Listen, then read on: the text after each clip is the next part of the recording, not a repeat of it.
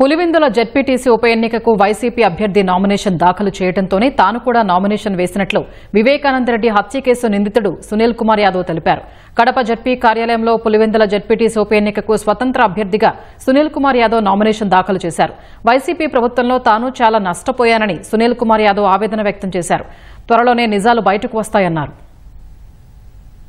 ఒక మనిషి చనిపోతూనే దాని మీద నేను పోటీ చేయడం చాలా బాధాకరమే. ఆపోజిట్ గా నిలబడడం తప్పు. అయితే నేను ఇక్కడ నిలబడడానికి ప్రధాన కారణం ఏంటంటే వైఎస్ఆర్సీపీ పోటీ చేసింది కాబట్టే సునీల్ యాదవ్ కూడా పోటీ చేస్తున్నాడు. ఎందుకంటే నాకున్న సపోర్ట్ ఏంటంటే వైఎస్ఆర్సీపీలో వల్ల కార్యకర్తలు ఎంతమంది నష్టపోయారో ఆ నష్టపోయిన కుటుంబాలు నాకు తోడు ఉంటాయని ఆశిస్తూ ఈ పోటీకి నేను రావడం జరిగింది. YCP party YS Jaganmohan Reddy మీద ఉన్నటువంటి ద్వేషంతో మీరు పోటీ. ద్వేషం అని మీరు అంటారు, నష్టపోయినని నేను అంటాను.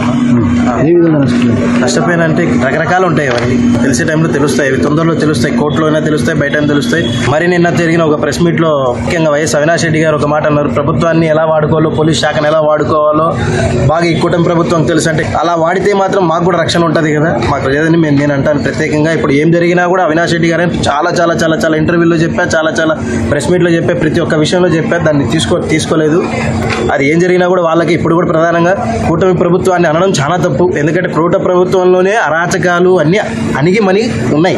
గత ప్రభుత్వంలో జరిగిన అరాచకాలే ఎక్కువ ఉన్నాయి నేను అంటాను. ఇది ప్రక్షాళన మొదలుపెట్టింది కూటమి ప్రభుత్వం అని నేను అంటాను. దీని వెనకాలైతే నాకు ఎవరు సపోర్ట్ లేరు, కూటమి ప్రభుత్వం వైపు నాకు ఎవరు పెద్దల సపోర్ట్ లేరు. మళ్ళీ కూడా చెప్తున్నా, ఇది నా స్వతంత్రంగా నేను వచ్చి నామినేషన్ చేయడం జరిగింది.